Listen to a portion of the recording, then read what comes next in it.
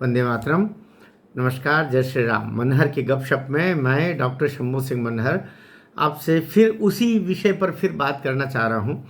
और आदरणीय नरेंद्र मोदी जी और अमित शाह जी और केंद्र सरकार में हमारी भाजपा सरकार, उन सब से एक देश की चिंता कहीं न कहीं इस वीडियो के माध्यम से हम पहुंचाना चाह रहे हैं कि वक्फ संशोधन बिल ये अगस्त 2024 में आया। अब अगस्त के बाद से लगभग 6-8 महीने हो गए और 8-9 महीने होने जा रहे हैं।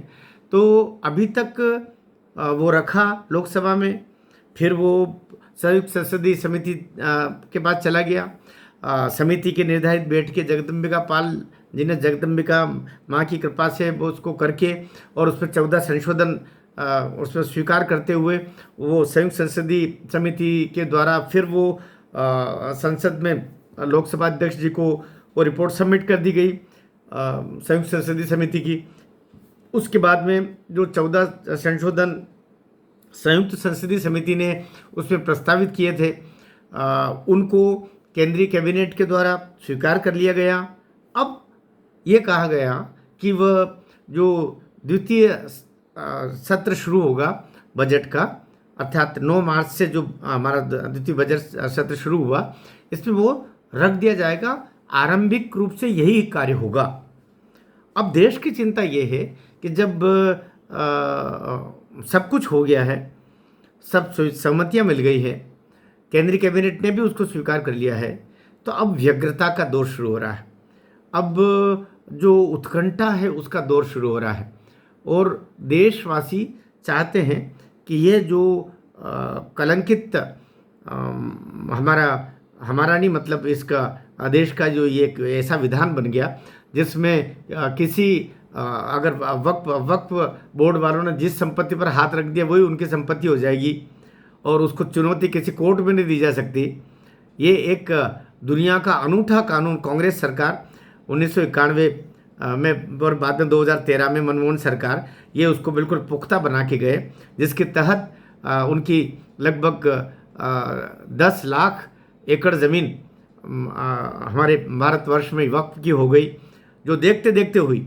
जब देश आज़ाद हुआ था तब कहते 2.5 लाख एकड़ ज़मीन भी नहीं थी, लेकिन बाद में नेहरू ने ये कार्य किया 55 से 63 के बीच।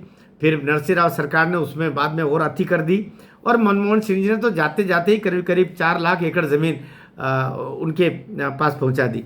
तो अभी की हालत में 9.5 लाख एकड़ ज़मीन, कहते हैं पाकिस्तान की कुल भूमि 8 लाख एकड़ है, उसमें वहाँ जितनी भूमि है पाकिस्तान की उससे ज़्यादा तो वक्फ के नाम पर कांग्रेस सरकारों ने यहाँ पर दे दी है वक्फ को। जो दुश्मन संपत्ति वाला जो मामला है, हमारे लोग जो पाकिस्तान से यहाँ आए उन सारे हिंदुओं की ज़मीनें वहाँ की सरकार ने लेकर के उपयोग में ले ली और बांट बुटा दी, लोगों ने कब्जे कर लिए, खेल ख़त्म कर दिया क्योंकि वो दुश्मन संपत्ति।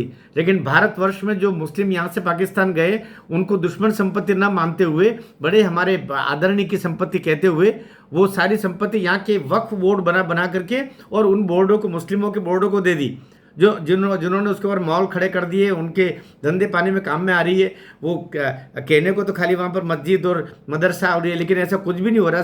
सब वहाँ पर बड़े बड़े गुंडे और बड़े बड़े स्मगलर्स और बड़े बड़े जो पूंजीपति है उन्होंने वहाँ मॉल्स बना लिए। तो उसी से निपटने के लिए ये वक्फ संशोधन बिल लाया गया है। इसके विशद में फिर से जाने की आवश्यकता नहीं है।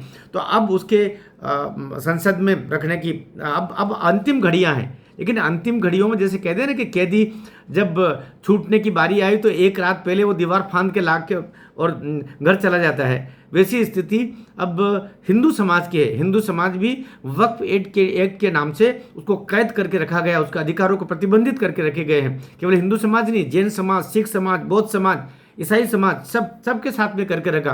केवल ये मुस्लिम तुष्टीकरण कह लीजिए कि जिसके तहत ये वक्फ एक्ट नेहरू, बाद में नरसिंह राव, बाद में मनमोहन, इन तीनों ने मिलकर के किया, जिसके क्षमन का, इस पाप को समाप्त करने का ये बाबा साहब अम्बेडकर के संविधान में नहीं था। ये सब इनके बाद में कारस्तानियाँ हुई है।